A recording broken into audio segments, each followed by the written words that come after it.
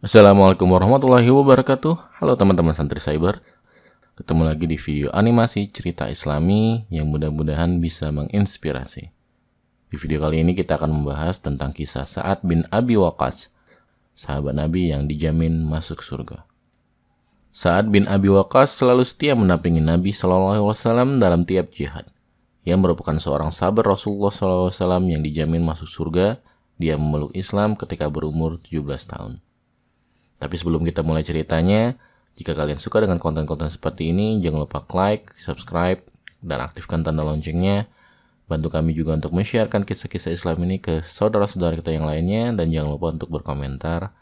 Karena apabila teman-teman melakukan hal itu, YouTube akan merekomendasikan video ini ke saudara-saudara kita yang lainnya, dan video ini mudah-mudahan bisa menginspirasi lebih banyak orang. Terima kasih dan mari kita bahas videonya. Suatu hari dalam hidupnya, Sa'ad bin Abi Waqqas didatangi Abu Bakar Asy-Siddiq yang dikenal sebagai orang yang ramah. Abu Bakar lantas mengajak Sa'ad untuk menemui Nabi Muhammad SAW di sebuah perbukitan dekat Makkah. Pertemuan itu mengesankan bagi Sa'ad. Ia pun segera menerima risalah Nabi Muhammad SAW dengan tangan terbuka. Sejak saat itu, Sa'ad menjadi salah satu sahabat yang pertama masuk Islam, yakni dalam era Mekah atau sebelum hijrah. Silsilahnya secara tidak langsung bersambung dengan Rasulullah SAW. Aminah binti Wahab, yakni ibunda Nabi Muhammad SAW, berasal dari suku yang sama dengan Sa'ad, yaitu Bani Zuhrah. Karena itu, Sa'ad juga sering disebut sebagai Sa'ad Zuhrah, atau Sa'ad dari Zuhrah. Pria ini memiliki banyak keutamaan. Suatu saat dia pernah disambut Rasulullah SAW dengan gembira. Rasulullah SAW begitu membanggakan Sa'ad. Beliau bersabda, "Ini dia pamanku. Siapa orang yang punya paman seperti pamanku ini?" Kakeknya Sa'ad adalah Uhaib, putra dari Manaf yang menjadi paman dari bunda Rasulullah SAW. Sa'ad bin Abi Waqqas juga merupakan orang muslim yang pertama kali melepas anak panah dalam jihad Islam. Dia pula yang mula-mula terkena anak panah dalam kancah jihad. Pernah suatu kali Rasulullah SAW bersabda di tengah perang Uhud, "Panahlah hai Sa'ad, ibu bapakku menjadi jaminan bagimu." Ali bin Abi Thalib juga mengatakan, "Tidak pernah saya dengar Rasulullah mengatakan ibu bapaknya sebagai jaminan seseorang, kecuali untuk Sa'ad." Sa'ad adalah seorang kesatria muslim yang paling berani. Ia mempunyai dua kekuatan yang sangat ampuh, panah dan doanya. Jika ia memanah, pasti tepat sasaran. Jika ia berdoa, akan dikabulkan oleh Allah SWT. Hal ini tak lepas dari doa Rasulullah untuk Sa'ad. Suatu hari, Rasulullah SAW dari Sa'ad yang menyenangkan hati beliau. Maka Rasulullah SAW pun bermunajat, "Ya Allah, tepatkanlah bidikan panahnya dan kabulkanlah doanya." Demikianlah, diri Sa'ad menjadi masyhur lantaran doanya disebut makbul. Kelak ketika fitnah terjadi pada zaman kekhilafahan Ali bin Abi Thalib, Sa'ad mendengar seorang laki-laki memaki Ali, Tahlah, dan Zubair. Orang itu bahkan terus menolak berhenti mencaci maki. Maka Sa'ad pun berkata, "Kalau begitu akan saya doakan kamu kepada Allah." Laki-laki tadi lantas berkata, "Rupanya kamu hendak menakutiku, seolah-olah kamu seorang nabi." Maka Sa'ad pun pergi wudhu dan melakukan sholat 2 rakaat.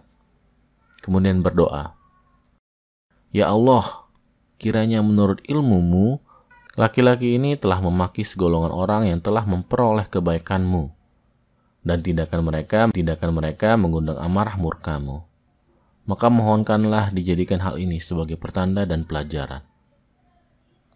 Tak lama kemudian, tiba-tiba dari salah satu perkarangan rumah, muncul seekor unta liar dan menabrak laki-laki tadi hingga meninggal. Sa'ad adalah teladan istiqomah dalam iman dan hidayah. Betapa mahalnya hidayah itu bahkan harus dipertahankan dengan susah payah.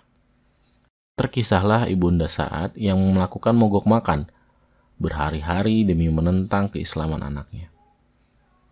Semakin hari, semakin parahlah kondisi ibu Sa'ad ini.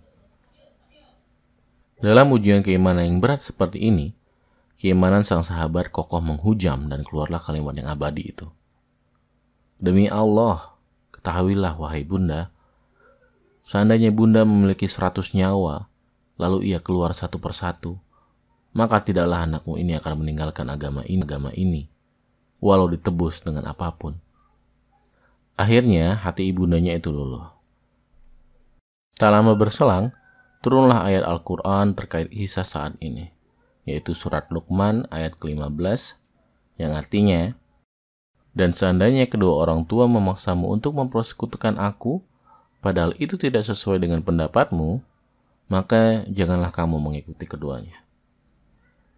Di antara cerita kepahlawanan Sa'ad yang lainnya adalah ketika pasukan muslimin yang dipimpinnya terhadang sungai Tigris. Kala itu, umat Islam akan membebaskan Irak, padahal wilayah itu belum banyak dikenal oleh kaum muslimin umumnya yang berasal dari Jazirah Arab. Alih-alih mundur, Sa'ad memerintahkan pasukannya untuk terus menyeberangi sungai demi menyukseskan jihad ini. Berkatalah ia pada pasukan, "Bacalah hasbunallahu wa ni'mal wakil." Kemudian dikerahkan kuda yang diikuti orang-orang setelahnya. Maka berduyun-duyun pasukan muslim menyeberangi sungai. Ketika ada salah satu orang prajurit yang menjatuhkan air minumnya, dilandasi semangat fasta bikul khairat, pasukan muslim berebut mencarikan tempat air itu. Demi melihat pemandangan ini dan betapa tinggi semangat perjuangan kaum muslimin, para musuh gentar dan ketakutan. Salman Al-Farisi yang berada dalam pasukan Sa'ad pun takjub dan berkata, agama Islam masih baru, tapi lautan telah dapat mereka taklukkan. Sebagai halnya daratan telah mereka kuasai. Demi Allah, nyawa Salman berada di tangannya. Pastilah mereka akan dapat keluar dengan selamat dengan berbondong-bondong sebagaimana mereka memasukinya berbondong-bondong. Itulah beberapa kisah tentang Sa'ad bin Abi Waqqas.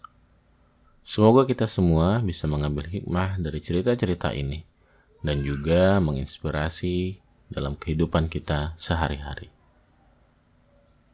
Terima kasih telah menonton video ini.